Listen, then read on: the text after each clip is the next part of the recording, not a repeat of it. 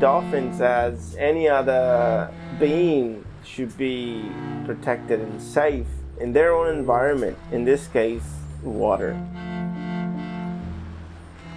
We are on this planet together. They have been here way before us, and they have all the rights to be there, to keep on being there. And they've been part of our culture, especially the common dolphin, for so long. Everything in the ocean as an ecosystem works closely together, and if you offset one species, whether it be tuna or sharks or dolphins, it disrupts the entirety of the ocean ecosystem. And as most people are starting to wake up to the reality that the oceans are in peril, and if we don't start making better choices and protecting all ocean wildlife, then we're going to find ourselves with more and more empty oceans. And a dead ocean is an ocean that is going to ultimately be the end of us as well.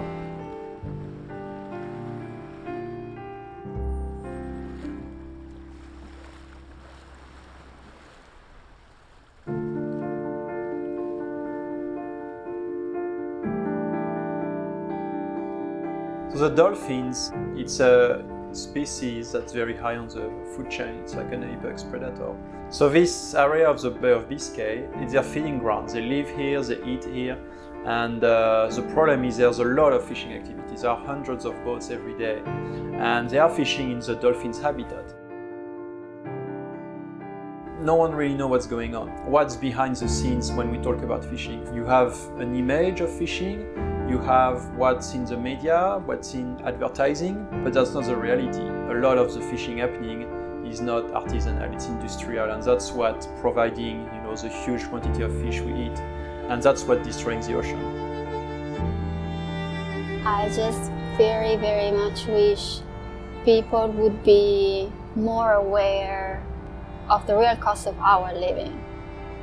Because in the so-called first world, there is this idea that things can be cheap, but things are never cheap.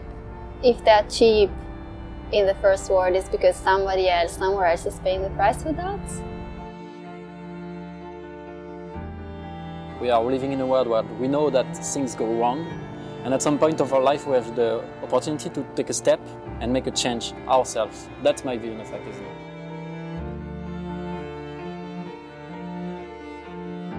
I've always been passionate for the natural world. So I guess being here to me is still fighting for trying to get people to care as much as I do. I grew up watching wildlife documentaries, and it was a window to the world. And so I thought, if I got to care so much about animals through a television screen, then maybe other people could as well. So if our cameras act as a window to what is happening here, and it gives people an opportunity to learn about it, and then that will make them fight for change, then I think our job is done. Being an activist at sea, you're in the first line. You're there where it's happening. But because of my position, I'm stuck in a galley all day. And I'm happy to do that because I know that I'm feeding the one on the first line. And when they come back from hours and hours of small boat, wet, cold and whatever, and they have a warm meal, they're kind of regenerating. And I'm a part of them too. So when they're out of the small boat, they're also here in the galley with me.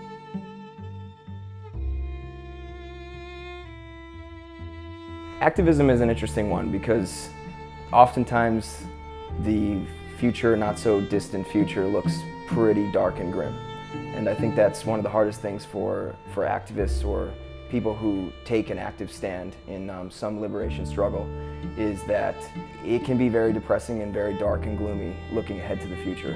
So I just want to be able to wake up in the morning and look myself in the mirror and know that I'm doing as much as I can for tomorrow. I think it's also part of the job to be able to understand that it takes time. You do not change the world in like 10 minutes. You don't change the world with one video. You don't just change the world with one image. It takes years and it's small steps. So it's about never giving up.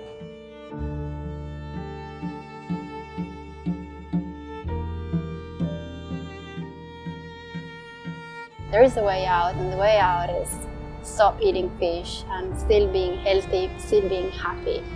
I mean, the solution is literally in our plate.